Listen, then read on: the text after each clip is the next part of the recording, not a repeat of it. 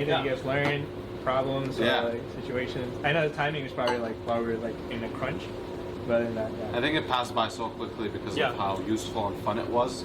And I was just thinking towards the end right now, I was like, you know, Joshua emphasized fun a few times, and for me it was a little bit weird because we don't really, like even us, we don't talk about fun that much. We just like, we get work done.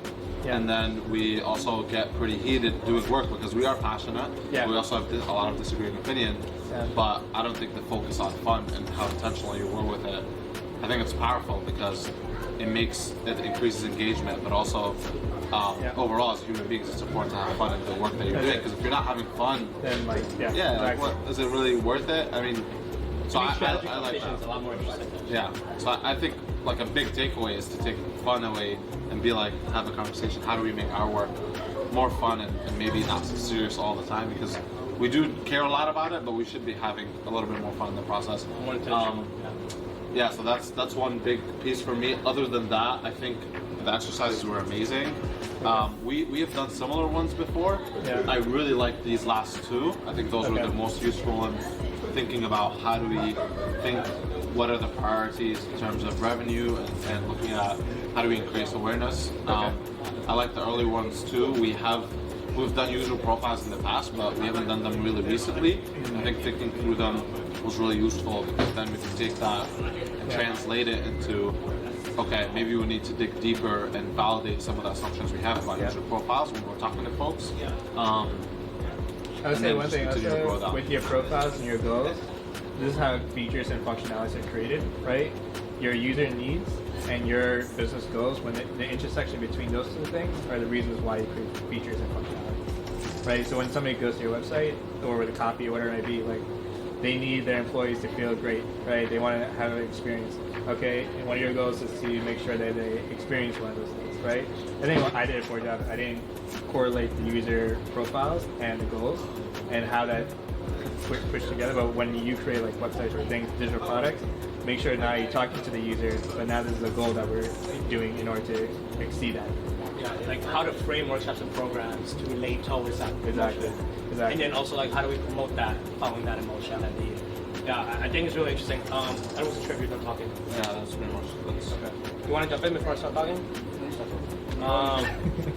I really like the last two exercises, like you were saying. I also think that fun thing is really cool because it allowed me to kind of be not so stuffy and like be really like rigid with kind of like the approach and like the very loosey-goosiness of like, it doesn't matter how wholesome, like the flow of everything. And it made it like a little bit more of a interesting brainstorming session that was less about like, let's get as many thoughts as possible in 20 minutes and more about like, let's just do it. And I really like this scoring thing because for goal setting, oftentimes we just put on goals. We don't have this whole free flow of brainstorming ideas, and then you're seeing all of it out there, and you're seeing what is everyone else's thoughts about what's important at the same time.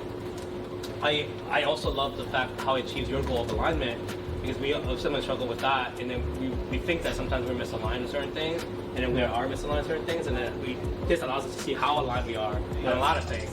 So we know like what areas we need to have conversations about and things like that. I really like the beginning. That was like quite maybe my most favorite part about the brand positioning. All the different words, because that word list was really interesting because it gave us language to express how we felt, because we may have this intrinsic feeling of what to describe, but then we don't actually know like what word encapsulates that idea.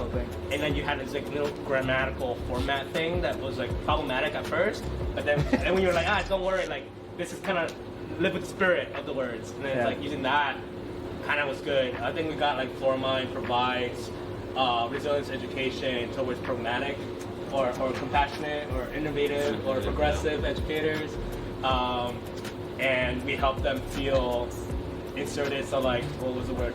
Value focused voice. Or empathetic, like in an empathetic environment, blah blah blah. Yeah, so it's really interesting because like it really highlighted certain things. Like I don't think like we ever use empathy as saying like that is what a company culture should be. I think that was a really nice note everybody was resonating with. That came out during that conversation, and that was a very nice organic way of like discovering that. So I really like that a lot. So usually what we do here, like with the whole branch attributes and like the whole thing, like we take this and then this is the language now we take to our design team and other stuff like that. Because right here, like now you know exactly like, okay, our voice should be empathetic. So when we're talking on Instagram or we're doing a YouTube video or something like that, that's the tone that we should be bringing forward. Instead of this more of like aggressive, because that doesn't describe who we really are. Right? It's, for all this is really what it's doing is just focusing us to show clarity around who we are and how does everybody else and how does the team work together in order to accomplish a goal that we want to achieve. And that's the whole point of what this is the core aspect of who you guys are. Kind of just wondering what empathetic voice even sounds like. Personally, in my head, I'm processing that right now. It sounds like how it.